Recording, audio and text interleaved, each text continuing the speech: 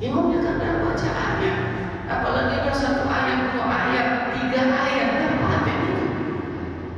Maka ya selanjutnya tak bisa kita lupa, bangun tidak ada yang memfatahkan membuka ibadatnya, sudah langsung imamnya rukuk saja. Allahu Akbar. Bangun ikut. Jadi seperti itu sebaiknya. Ada lagi? Ustaz, pertanyaan Bapak. Ya. Jadi kalau yang tadi lagi berdiri Fatihah, kita melanjutnya maju satu langkah berhenti maju. Ini yang menyingkapnya lagi duduk, imamnya lagi batal. Kalau selain berdiri, duduk, sujud, rukuk, maka imam pengganti itu, makanya kalau imam di depan yang di belakang itu mau tidak mau, setuju tidak setuju, dia itu pengganti imam itu, imam cadangan. Apa yang dilakukan? Dalam keadaan duduk itulah dia sedang duduk antara dua sujud, Rabbil warhamni, batal, keluar imam, kentut imam itu, cabut aja dia, pegang hidung, ini kode. Maka ini tadi udah, karena duduk antara dua sujud, Allahu Akbar, dia tetap berada di dalam saf. Jangan pula nyensom dia menggeser. Kenapa? Karena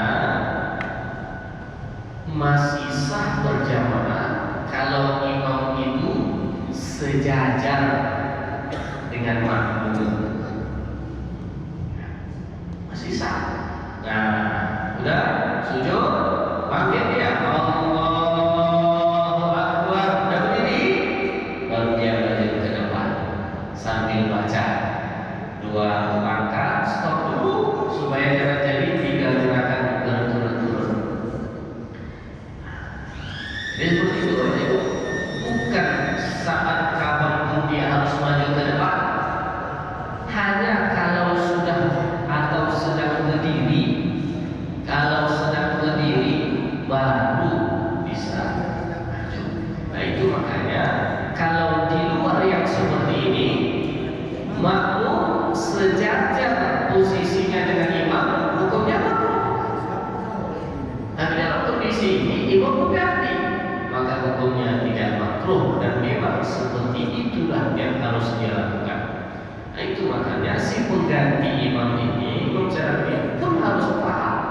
Imamnya paham bagaimana dia keluar kalau tiba-tiba batal.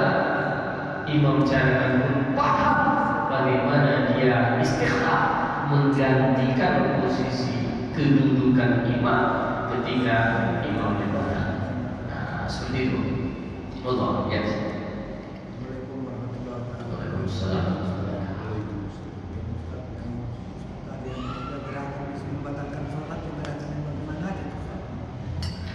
Gerakan yang besar itu seperti apa? Melangkah. Makanya kalau melangkahnya ini menggantikan imam di depan ini. Bismillahirrahmanirrahim. Alhamdulillah. 1, 2. Stop dulu. Udah stop sebentar. Ar-Rahmanir-Rahim. Maliki yaumiddin. Iyyaka na'budu wa iyyaka nasta'in. Ihdinas siratal mustaqim. Begitu seterusnya. Gerakan mukul. Gerakannya besar. Kalau gerakan kecil seperti gatal, nah ini tidak apa-apa.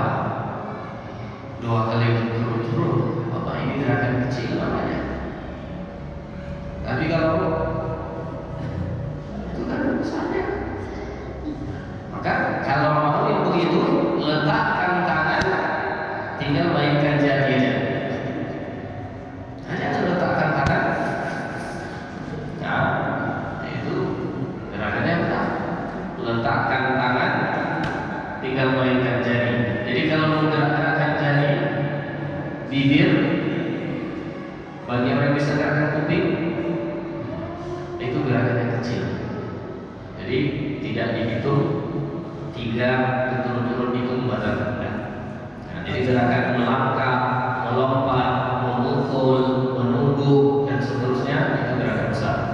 Kalau mau hanya 2, kalau 3 berdebat. Sholat kan samping kita sirna lalu buat kali pernah kamu kita baca. Bagaimana? Nah, ini kalau yang dikatakan sir itu bacaannya tidak terdengar secara jelas oleh orang di samping, baik kiri atau kanan.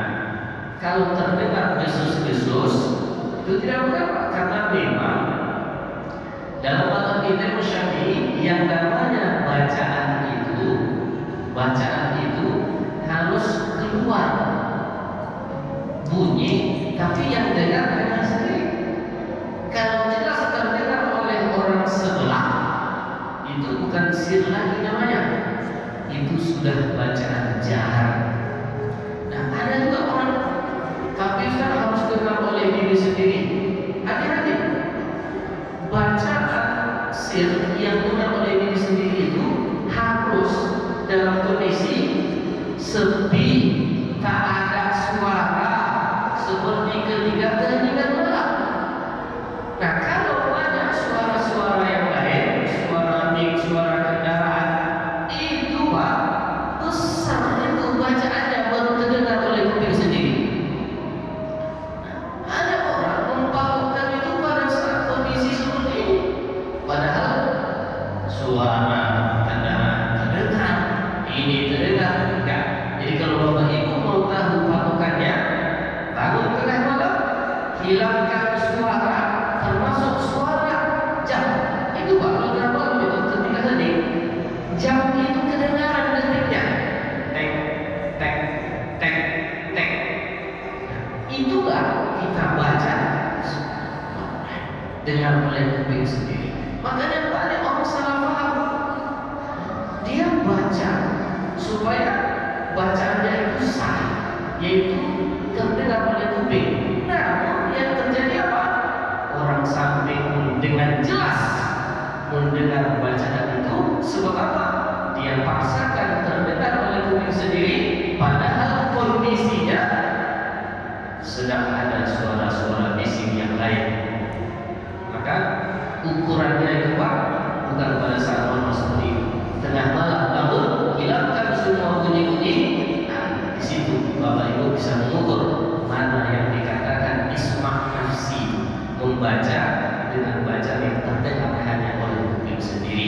Jadi kalau keadaannya seperti itu, maklum saja, berarti orang sebelah ini belum paham apa yang dimaksud dengan bacaan yang terdengar oleh kuping sendiri.